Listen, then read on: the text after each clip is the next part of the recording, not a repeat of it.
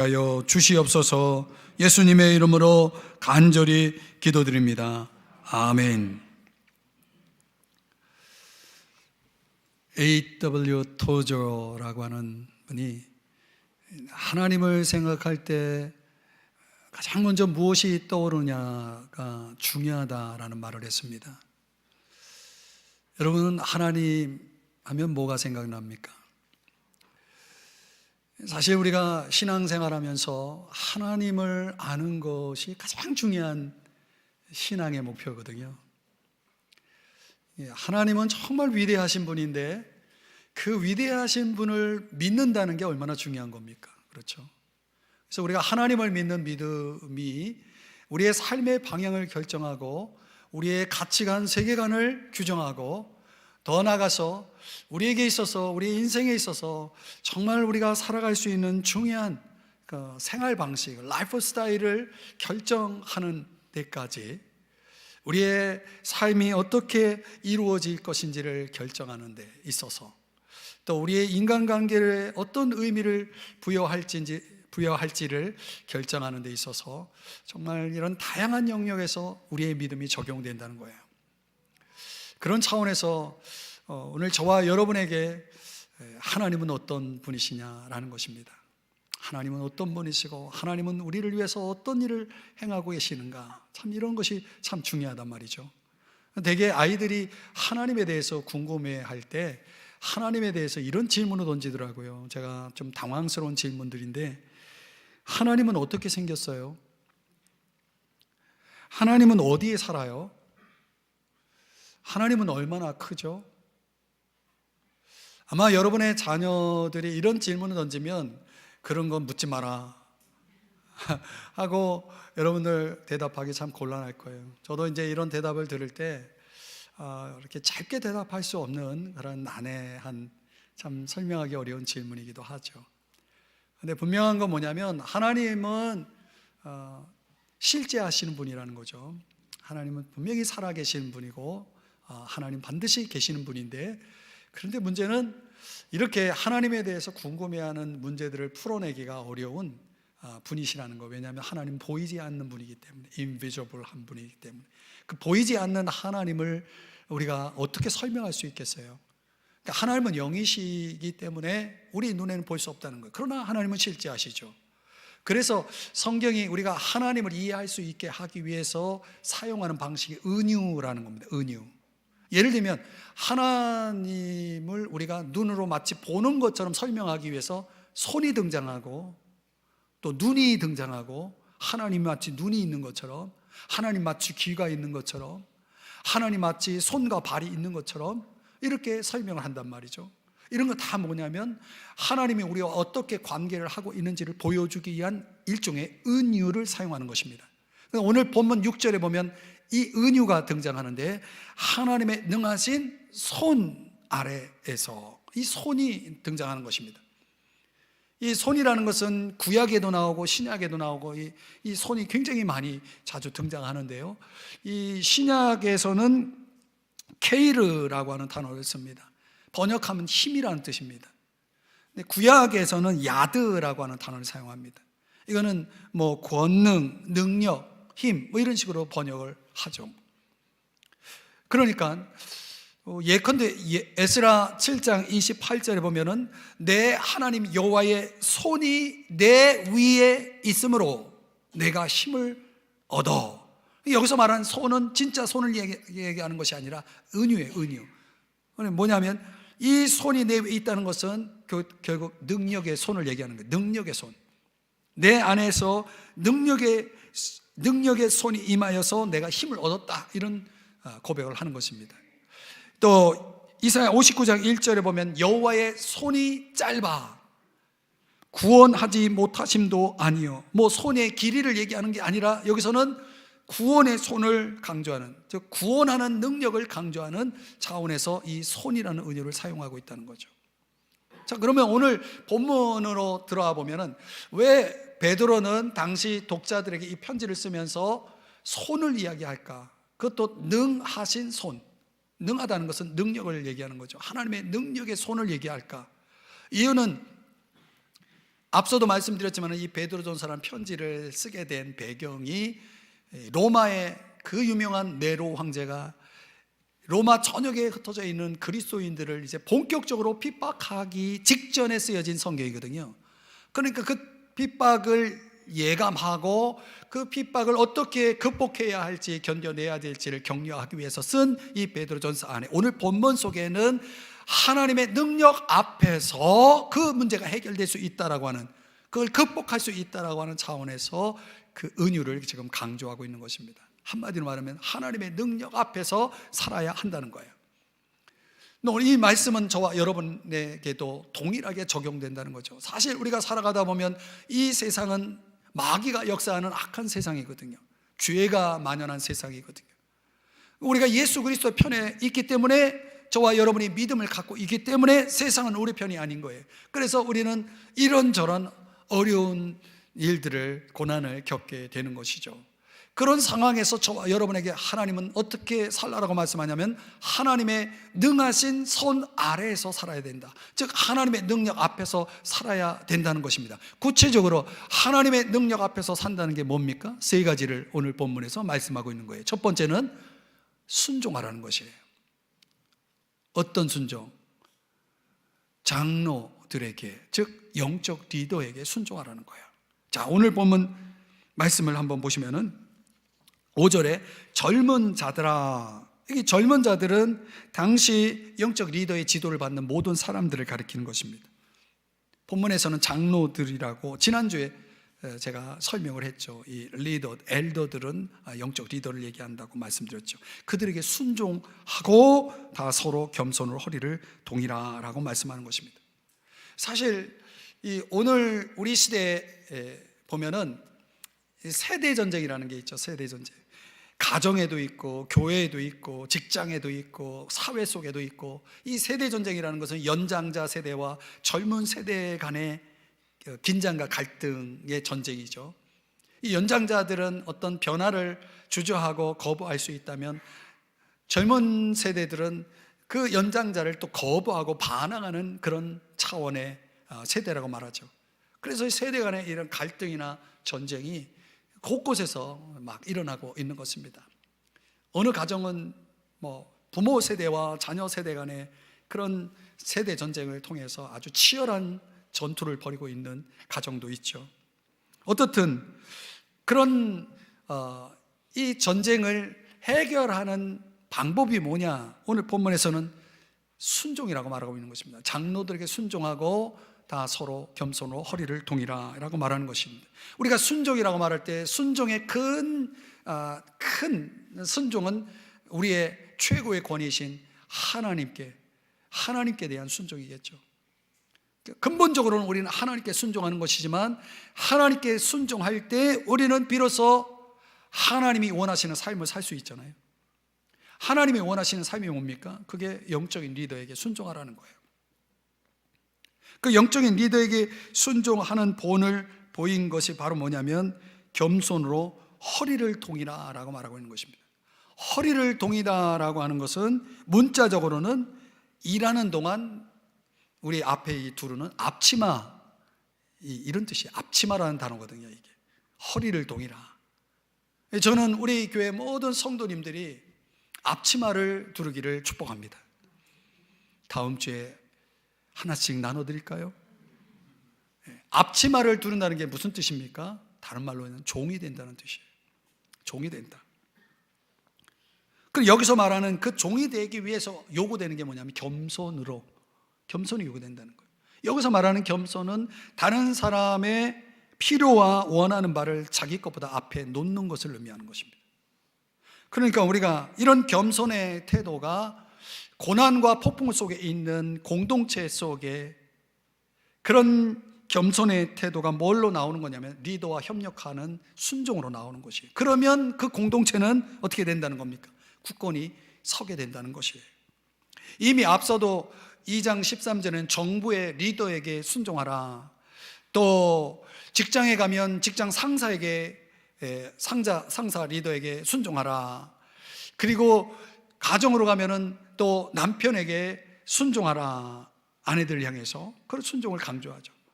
오늘 본문에서는 리더에게 순종하라. 왜 하나님은 이렇게 계속 리더에게 순종할 것을 요구하시느냐? 이건 한마디로 말하면 하나님이 리더를 존중히 여긴다는 의미입니다. 그 리더를 존중히 여김을 통해서 하나님은 뭘 지키려고 하는 겁니까? 공동체를 지키는 거예요.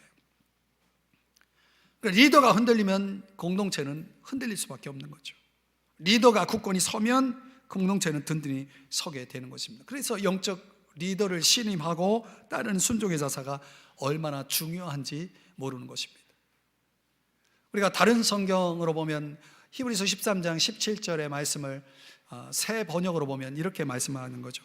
여러분의 지도자들, 영적 리더들 얘기하는 거죠. 말을 고지 듣고 그들에게 복종하십시오. 그들은 여러분의 영혼을 지키는 사람들이요, 이 일을 장차 하나님께 보고 드릴 사람들입니다. 그러므로 여러분은 그들이 기쁜 마음으로 이 일을 하게 하고 탄식하면서 하지 않게 해주십시오.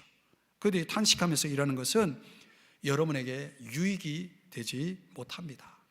이렇게 말씀하고 있는 것입니다. 여러분, 왜 교회를 목양하는 영적 리더에게 순종하라고 강조합니까? 그 이유가 몇 가지 있는 거예요.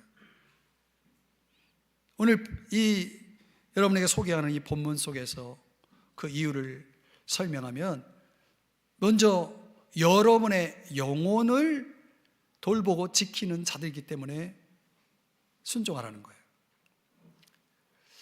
여러분, 우리가 신앙 안에서 정말 중요한 우선순위를 정한다면 요한 3서 2절에서 그렇게 말씀하잖아요. 내 영혼이 잘됨 같이 범사에 잘되고 강건하기를 내가 간구하노라. 적어도 우리가 필요로 하는 세 가지 축복이 있다 그러면 가장 우선하는 축복이 뭐예요? 영혼이 잘 되는 거예요. 여러분, 영혼이 잘 되지 않고 범사가 잘 되고 강건하면 안 되는 겁니까?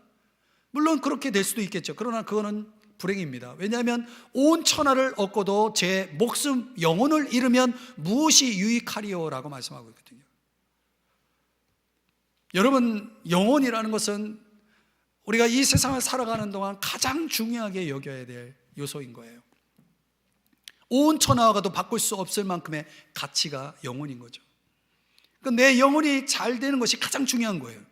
그러면 여러분들은 교회 생활에서 여러분의 영혼이 잘 되는 길을 선택하면서 살아야 되는 거예요. 그럼 여러분의 영혼이 잘 되는 길이 뭡니까? 여러분의 영혼을 맡은 자가 여러분의 영혼을 돌보게 해야 되는 거예요.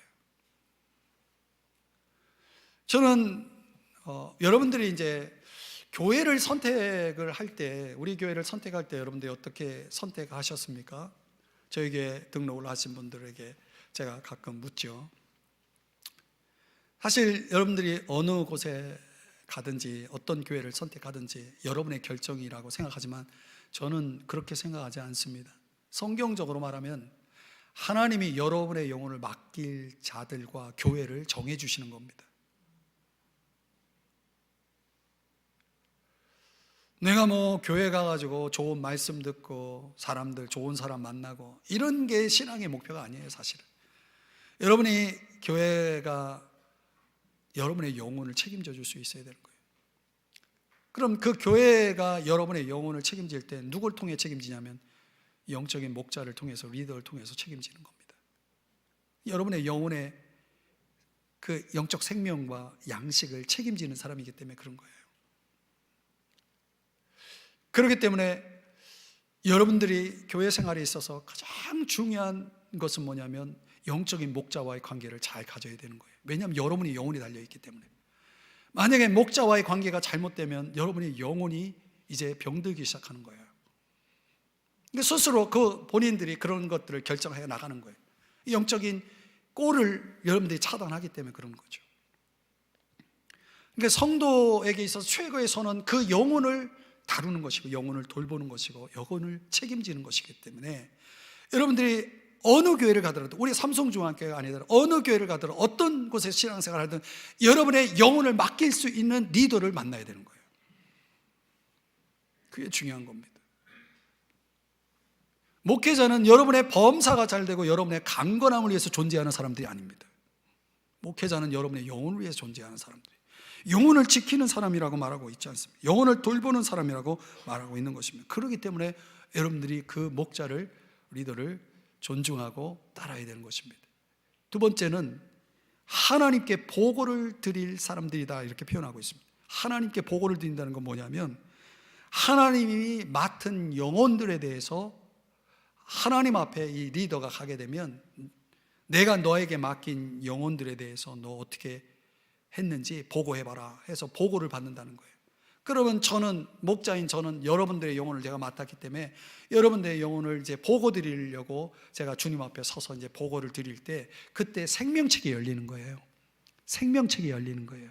근데 그 생명책을 열어보니까 우리 삼성중앙교회에 등록한 사람 중에 이름이 없는 사람이 있어요. 분명히 그 교회에 내가 보냈는데 생명책에 그 이름이 없어요. 그러면 제가 하나님 앞에 보고를 드리고 회개할 때에 그 책임을, 그 피값을 제가 감당하게 되는 거예요. 그럼 여러분 가운데, 여러분들이 적어도 삼성중앙교회 공동체 안에 있는데 여러분들 가운데 여러분의 영혼이 생명책에 기록되지 못하고 영원한 천국으로 들어가지 못하면 그 책임을 제가 다 지는 거예요. 그러니까 하나님께서 리더에게 맡긴 그 영적인 무거운 부담감을 안고 있기 때문에 목회자들은 이 프레스가 엄청난 거예요, 사실은. 그런데 오늘날 현대교회의 목회자들은 이 하나님이 주신 영적인, 영혼을 감당해야 될 영적 프레스보다 더 큰 프레스를 느끼고 있다는 거예요. 그게 뭐예요? 성도들의 니드를 기쁘게 하고자 하는 프레스, 그 성도들의 요구를 채워주고자 하는 그런 프레스를 가지고 있기 때문에 하나님이 주신 그 영적 무게보다 더 큰 무게를 가지고 스트레스를 받으면서 목회를 한다는 거예요. 그래서 그 스트레스를 감당하지 못하는 목회자들이 병이 걸리는 거죠. 그래서 극단적으로 가면은 과로사를 하는 이유가 그런 거죠. 그래서 많은 목회자들이 그 프레스를 견디지 못해서, 세상 사람들은 술 마시고 세상적으로 풀어가는 방법이 있지만 목회자들은 풀 방법이 없어요. 그러니까 쌓아두는 거거든요. 그래서 위궤양이 걸리고 또 심장병 걸리고 그런 거예요. 저도 그런 쪽에 다 있잖아요. 그러니까 하나님께 보고 드릴 사람일 때에 생명책이 열리는 그날 어떨 것이라고 생각하십니까, 여러분? 굉장히 그 프레스를, 여러분들은 상상할 수 없는 프레스를 매일매일 느끼면서 목회를 하는 사람이기 때문에 여러분들은 목회자를 존중하고 순종해야 되는 겁니다. 그래서 오늘 성경에 뭐라고 말합니까? 기쁜 마음으로 이 일을 하게 하라 그랬어요. 기쁜 마음으로. 기쁜 마음이 없을 때가 있어요. 리더가 근심하고 한숨 쉬게 만드는 일들이 일어나요. 그런 일들이 일어나면 오늘 성경에 뭐라고 말하냐면 유익하지 않다라고 그랬어요. 뭐에 유익하지 않냐면 여러분의 영혼에 유익하지 않아요. 목회자가 한숨 쉬고 근심하기 시작하면요, 영적인 영혼을 다루는 일들을 제대로 할 수가 없어요. 여러분 꼭 기억을 하셔야 됩니다. 여러분에게 어떤 목자가 있더라도 그 목자를 여러분들이 정말 존중하고 순종해야 될 것은 사실은 나를 위해서예요. 그게 내 영혼을 위해서, 우리의 영혼을 위해서, 하나님이 맡기신 그 영혼을 위해서 그게 중요하다는 것입니다. 어떤 사람은 그렇게 얘기해요. 리더가 꼭 필요하나? 난 리더 없이 신앙생활 하겠다. 여러분, 기독교의 위대한 영성 지도자인 십자가의 존이 있습니다. 그가 그 십자가의 존이 이런 말을 했습니다. 다른 리더로부터 영적 도움을 받지 않고 혼자서 신앙생활을 하는 것은 혼자 타는 숲과 같다. 여러분, 숯이 혼자 탄다면 더 뜨거워질 가능성은 제로죠. 없는 거죠. 언젠가는 남은 불씨마저 꺼져버릴 것입니다. 그 영혼의 불씨가 꺼져버릴 수밖에 없는 거예요. 자기 영혼을 스스로 돌보겠다라고 생각하는 사람들은 착각입니다. 불가능합니다. 물론 하나님께서 우리의 영적 리더로서 우리 안에 주신 성령 하나님이라는 분이 계시죠. 근데 성령 하나님은 철저하게 영적 리더를 통해서, 그 리더라는 수단을 통해서, 방법을 통해서 일하시는 분이기 때문에 영적 리더 없이는 여러분의 영혼을 돌볼 수 있는 길은 없는 것입니다. 그렇기 때문에 여러분들의 영혼을 위해서 영적 리더와 좋은 관계를 맺으셔야 됩니다. 그게 중요한 겁니다. 성공의 영적 지도자인 썸셋 워드라고 하는 분이 있습니다. 참 유명한 분이에요. 성공의 계통엔 유명한 사람인데, 그가 1파운드의 영적 지도 사역을 정의하기를, 1파운드는 이제 16온수잖아요. 그 16온수를 비율로 나눈 겁니다. 8온수의 기도, 3온수의 신학, 3온수의 상식과 2온수의 심리학으로 만들어진다. 그러니까 이 1파운드라고 하는 영적 지도 사역이라는 것이 얼마나 많은 것들이 여기에 내포되어 있는지를 보여주는 것입니다. 그러니까 어마어마한 에너지가 투여되는 거예요. 근데 이런 일들을 이게 인간적으로는 감당하기 어려운 거죠. 그래서 여러분의 기도가 필요하고, 여러분의 도움이 필요하고, 여러분의 팔로우가 필요한 거죠.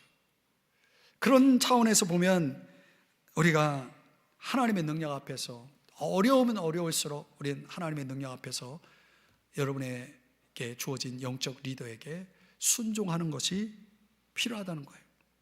겸손으로 따르며 섬기는 것이 필요하다는 거죠. 왜요? 유익하기 때문에. 유익하기 때문에. 기억하시기 바랍니다. 두 번째로, 우리가 하나님의 능력 앞에서 어떻게 살아야 한다고 말씀하냐면, 하나님 앞에서 겸손하라. 앞에서는 영적 리더의 순종의 관계를 강조했다면, 여기서는 하나님 앞에 겸손해야 된다, 이걸 강조하고 있습니다. 5절의 말씀 후반부에 보면은 하나님은 교만한 자를 대적하시되 그랬습니다. 여러분, 왜 성경은 우리에게 리더에게 순종해야 된다라고 말씀하고 있냐면, 하나님은 교만한 자를 대적하시기 때문에 그렇습니다. 여러분, 사실 교만이라는 건 뭡니까? 교만은 하나님께 순종하지 못하게 만드는 거잖아요. 여러분, 하나님께 순종하지 못하는 사람이 사람에게 순종하겠습니까? 그럴 수 없는 거예요. 결국은 하나님은 그거를 교만함으로 보는 겁니다. 그래서 대적하시는 겁니다. 그럼 여러분, 하나님은 얼마나 교만을 싫어하시는지 잠언 6장에 보면은 하나님이 그 마음에 싫어하시는 가장 첫 번째가 교만입니다. 여러분 잘 아시는 대로 음악을 담당한 천사장 루시퍼가 사탄이 되게 만든 게 교만죄거든요. 이사야 14장에 보면은 그 루시퍼가 어느 날 그 마음에 하나님의 뭇별 위에 내 자리를 높이리라.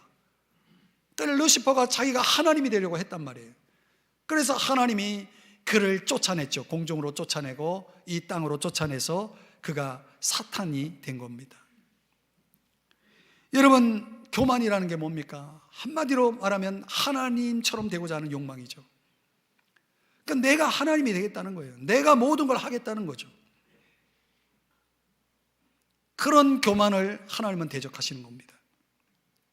로버트 브라우닝의 시에 보면은 이런 내용이 있습니다.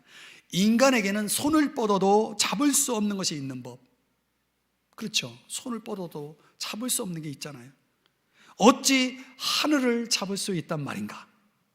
어찌 하늘을 잡을 수 있단 말인가?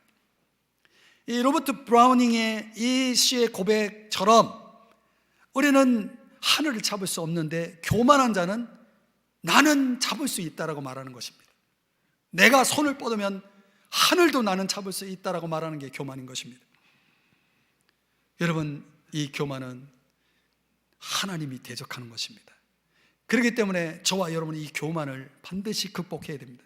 이 교만을 극복하는 해독제가 뭡니까? 그게 은혜입니다. 은혜. 여러분에게 하나님의 은혜가 있습니까? 그 은혜 없이는 우리는 교만을 극복할 수가 없는 것입니다.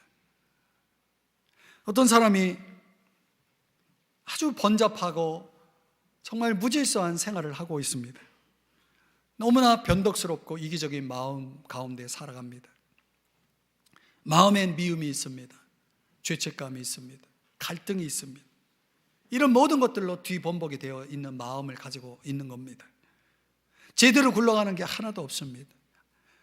마음에 내가 생각한 대로, 마음먹은 대로 되는 것이 하나도 없는 것 같은 그런 하루를, 일주일을, 한 달을, 1년을 보내고 있는 것입니다. 이런 깊은 고민에 빠진 사람 한 사람이 책을 썼는데 이런 책을 썼습니다. 아, 내 안에 하나님이 없다. 혹시 읽어보신 분 있습니까? 오래전에 필립 얀시라는 사람이 이 책을 썼죠. 바로 그의 고민이었습니다. 그가, 이 저자 필립 얀시가 그 책에서 계속 묻는 질문이 뭐냐면 이겁니다. 핵심은 이겁니다. 도대체 우리는 하나님께 무엇을 기대하고 있는가? 여러분, 우리가 바라는, 하나님께 기대하는 게 뭡니까? 하나님의 은혜란 도대체 무엇입니까? 내 안에 하나님의 은혜는 있는 겁니까? 필립 얀시는 이 고민을 가지고 연구를 시작합니다. 그리고 이 고민이 시작된 시점부터 내 안에 하나님이 없다라는 책을 쓰기 시작합니다. 사랑하는 여러분, 그가 그 책에서 여러 가지 예를 들고 있지만은 한 이야기가 있습니다. 이 알코올 중독에 빠진 사람들이 모여서 그 중독을 극복하고자 하는 그런 이제 클럽이 있는데, 그 클럽 안에 있는 사람들의 이야기입니다. 그들이 매일의 삶 속에서 알코올 중독의 그 유혹으로부터 벗어나기 위해서 아주 처절한 전쟁을 하는데, 정말 그 알코올 중독 모임에서 간절하게 하나님 앞에 기도를 하는 겁니다. 나를 알코올 중독의 유혹으로부터 벗어나게 해달라고. 그런데 보면은 그렇게 간절히 기도해도, 필사적으로 기도해도 갑자기 기적적인 방법으로 완쾌되는 사람이 거의 없다는 거예요. 그렇게 간절히 기도해도. 도대체 하나님의 은혜가 그들에게 있는 걸까? 이 필립 얀시가 관찰을 해본 겁니다. 저자가 이런 말을 해요. 그들은 그렇게 필사적으로 기도한다 해서 그들이 바라는 갑작스러운 기적적인 완쾌는 거의 없었다. 그러나 그들은 기적의 약을 얻지는 못했지만 하나님의 은혜를 경험한다. 그러면서 그가 아주 저에게 제 가슴에, 마음에 꽂히는 멘트를 합니다. 하나님의 능력, 그 하나님의 은혜의 능력은 의식적으로 하나님께 의존함으로써 점진적으로 날마다 활성화된다. 여러분, 우리가 정말 필사적으로 기도해도 우리의 삶의 상황들이 아무런 일도 일어나지 않을 수 있다는 것. 우리가 그런 걸 경험할 때 과연 우리가 하나님에게 무엇을 기대할 수 있단 말인가? 이런 물음을 던지잖아요. 그러나 우리가 그 필사적인 기도 속에도 하나님의 은혜의 능력이 역사하고 있다는 걸 필립 얀시는 관찰한 것입니다. 근데 그것은 참 미묘하게도 날마다 조금씩 활성화되고 있다는 거예요. 어떤 때? 하나님께 내가 의존하고 있을 때. 그러니까 이런 걸 성경에서 뭐라고 말하냐면 겸손이라고 말하는 것입니다. 여러분, 겸손은 뭡니까? 나를 하나님 앞에 세우는 거거든요. 겸손이 뭡니까? 나를 하나님 앞에 내려놓게 만드는 거거든요. 겸손이 뭡니까? 내가 하나님 앞에 부르짖게 만드는 거거든요. 하나님을 의지하지 않으면 안 되게 만드는 게 그게 겸손이거든요. 그래서 앤드류 머레이는 겸손을 모든 은혜의 뿌리다 이렇게 정의를 했습니다. 여러분이 하나님 앞에 설 수밖에 없는 마음, 그것이 있습니까? 그게 겸손인 것입니다. 그런 자에게는 은혜를 주시는 것입니다. 하나님 없이도 살아가고 있다면 그건 교만한 자고, 하나님은 그런 자를 대적하는 겁니다. 하나님의 모든 능력이 역사하는 그 중심에는 뭐가 있는 겁니까? 겸손이 있는 것입니다. 그렇게 겸손할 때 어떤 일이 벌어집니까? 오늘 본문 6절에서는 이런 말씀을 합니다. 그러므로 하나님의 능하신 손 아래에서 겸손하라. 때가 되면 너희를 높이시리라. 여러분, 여기 때가 되면이라는 단어를 주목해 보십시오. 하나님은 결코 준비되지 않은 사람에게 그런 사람을 높이지 않습니다. 때가 돼야 됩니다. 어떤 때가 돼야 됩니까? 이제 겸손해졌구나 하는 때, 하나님이 보실 때 이제 너가 좀 겸손해졌구나 하는 때에 하나님이 높여주신다는 거예요. 십자가 없이 면류관이 있겠습니까? 고난이 없이 영광이 있겠습니까? 겸손이 없는데 높임이 있겠습니까? 없습니다. 그래서 하나님께서 모세를 어떻게 다루셨는지 여러분 아십니까? 모세가 어떤 사람입니까? 애굽의 왕자예요. 애굽의 왕자로서 그는 40년 동안 애굽의 모든 학술을 마스터한, 오늘날로 말하면 모든 이 지구상에서 존재하는 학위를 다 마스터한 사람, 학위를 다 가지고 있는 사람, 말과 행실에 있어서, 그 학술에 있어서 탁월한 사람. 하나님이 그런 사람을 쓰시지 않겠습니까? 그런데 쓰시지 않더라고요. 그래서 하나님의 능하신 손 아래에서 그를 광야로 내몰아서 40년 동안 하나님의 능하신 손 아래에서 겸손해질 때까지 기다리십니다. 그 때를 기다립니다. 그러니까 40년 동안 높아진 이 모세를 낮추는데 40년 걸렸어요. 그래서 드디어 때가 되니까 하나님이 그를 높여서 출애굽의 위대한 역사를 이루는 리더로 하나님이 쓰시게 되는 겁니다. 요셉을 보십시오. 여러분, 그가 얼마나 꿈의 사람입니까? 꿈을 자랑한 사람이고, 나에게 준 이 꿈을 형들에게 자랑하고 아버지에게 자랑한 사람이었어요. 그런데 그 꿈을 이루는 데 있어서 하나님은 13년 동안, 적어도 13년 동안 하나님의 능하신 손 아래에서 인간으로서는 겪기에 너무 감당하기 어려운 일들이죠. 겪을 수 없는 일들, 그런 수많은 일들을 인생 광야에서 겪게 하시죠.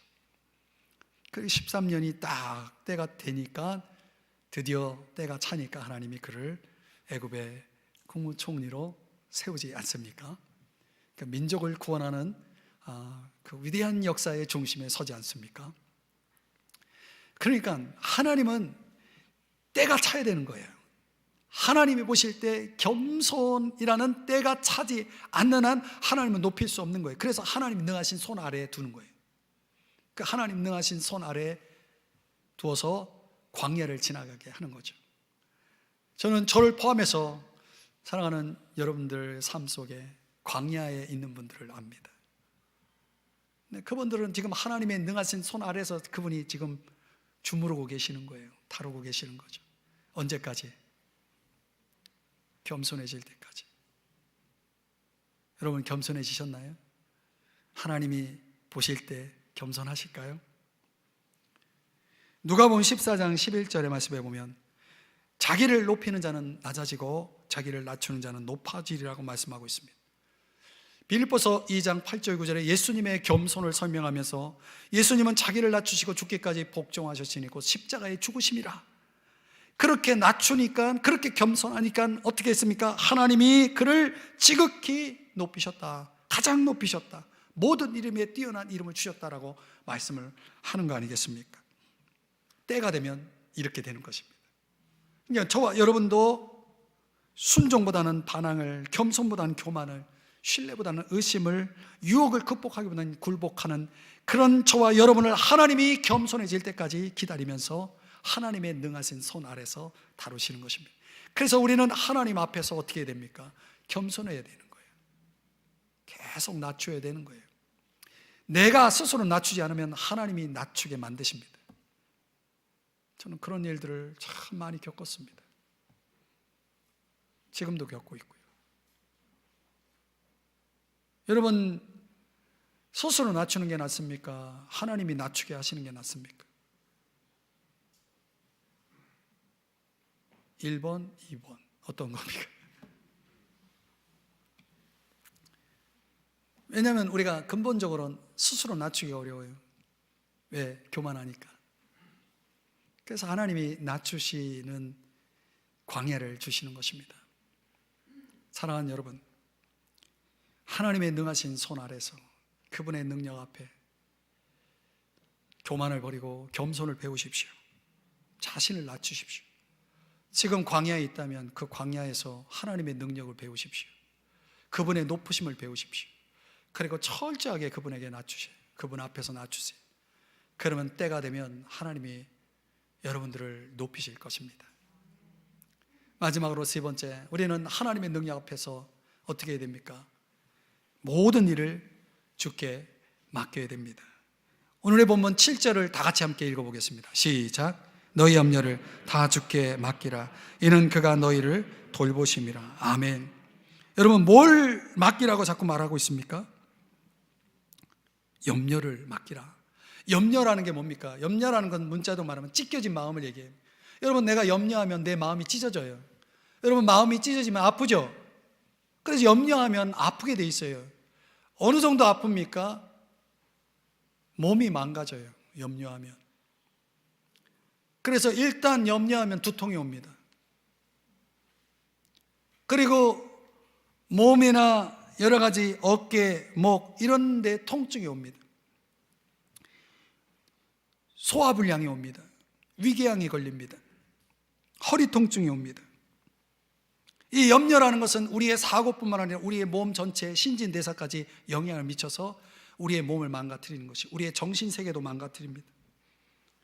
영적으로도 망가뜨려서 하나님을 불신하게 만들고 하나님이 주신 능력을 빼앗아가고 하나님의 축복된 것들을, 좋은 것들을 거둬가는 일들을 하게 됩니다. 염려라는 것은 어마어마하게 힘을 가지고 있는 것입니다. 그 힘이 있기 때문에 우리는 그 염려를 하지 말아야 되는 거예요. 근데 왜 염려합니까? 왜 염려할까요? 오늘 본문 7절을 다시 보시면 염려하는 이유를 말씀해 주고 있어요.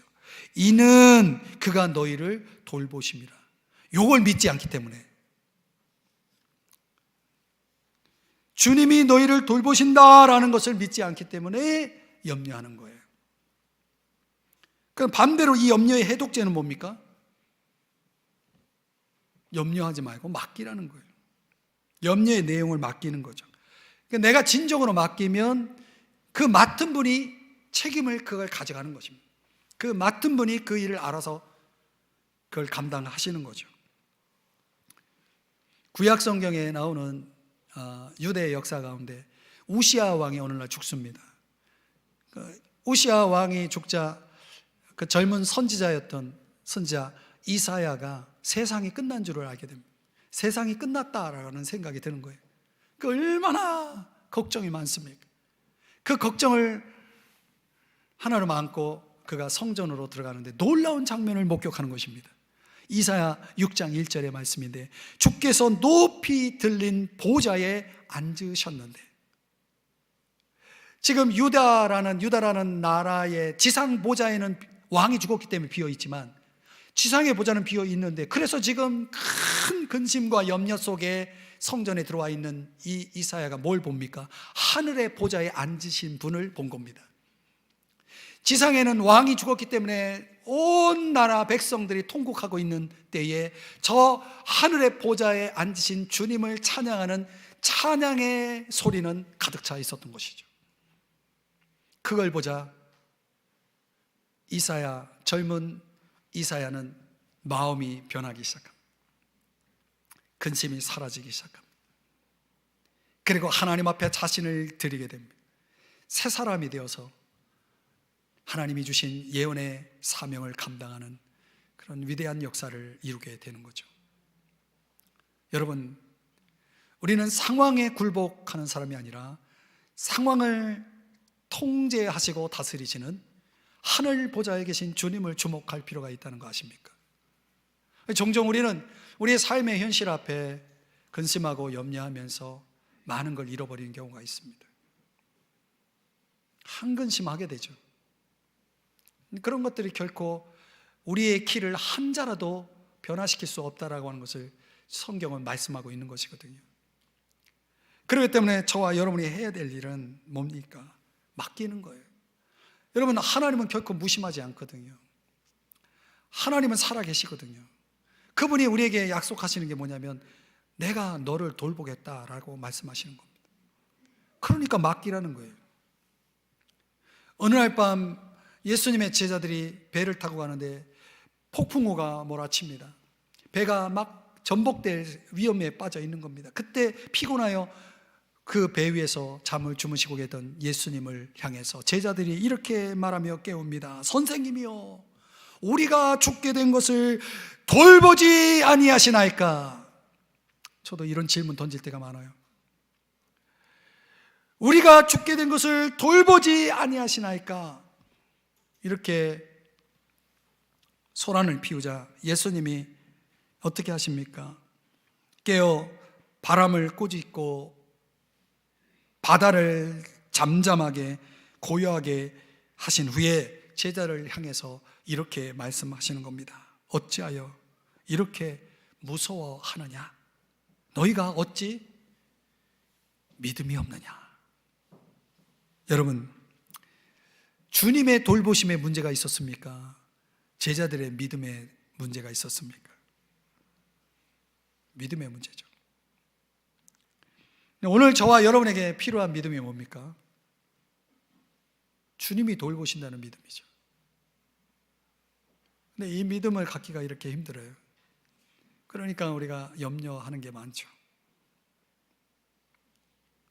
영어 단어에 보면 맡기라라고 하는 단어를 캐스팅이라고 하는 단어를 쓰더라고요. 던져버리라. 던지라 그러는데 줄을 달고 던져버려요. 그래서 던진 다음에 다시 끌어와요. 그리고 다시 쥐고 그걸 계속 염려해요. 그러니까 완전히 줄도 끊어버려야 되고 캐스팅 완전히 날려버려야 되는데 그렇게 안 하는 거죠. 여러분, 우리가 주님께 맡기며 사셔야 됩니다.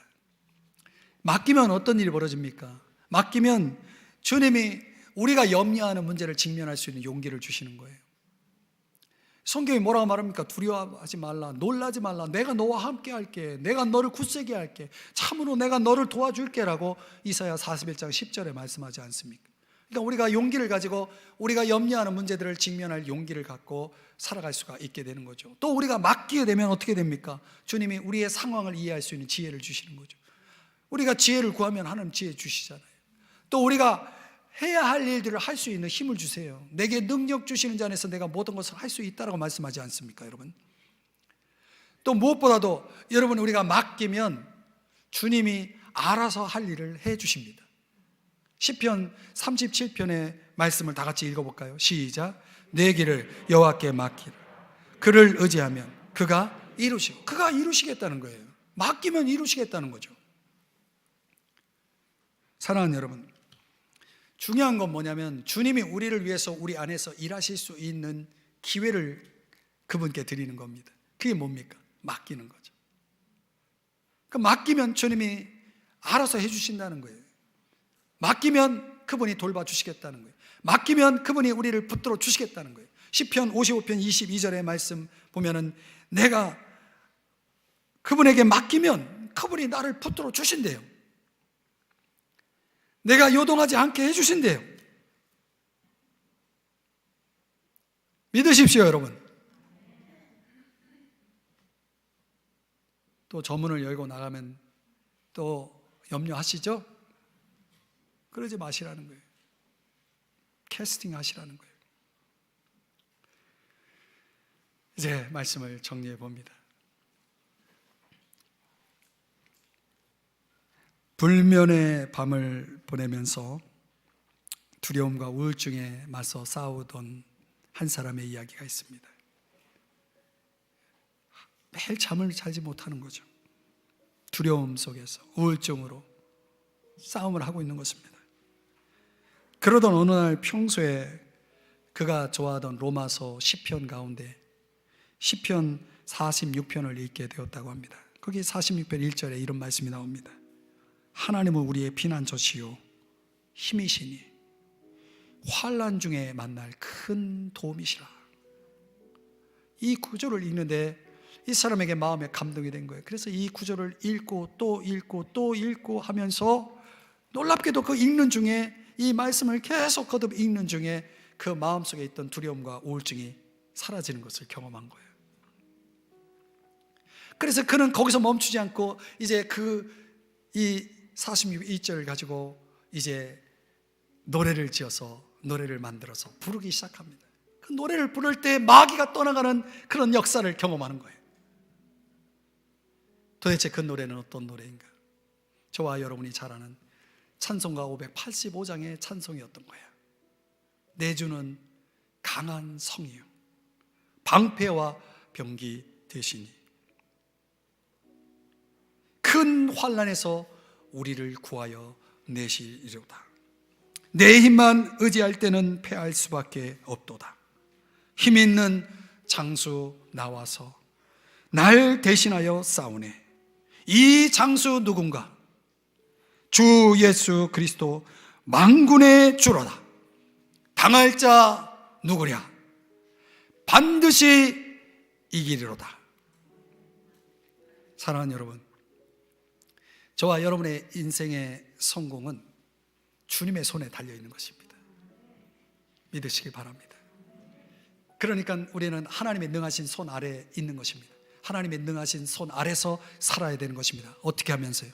영적 리더에게 순종하면서, 하나님 앞에서 그분이 인정하실 때까지 겸손하게 나를 낮추면서, 계속 낮추면서, 그러면서 우리의 모든 염려를 그분이 돌보실 것을 믿고 맡길 때에 우리 주님은 우리를 위하여 일하시고 우리를 때가 되면 높여주시는 것입니다. 우리는 반드시 이기게 되는 것입니다. 오늘 저와 여러분의 인생이 이 승리의 길이 되기를 주의 이름으로 축복합니다. 기도하겠습니다. 사랑하시는 주님, 오늘 이 말씀을 우리의 삶에 적용하게 하시고 이 말씀대로 우리 모두가 반드시 이기게 하여 주시옵소서. 예수님의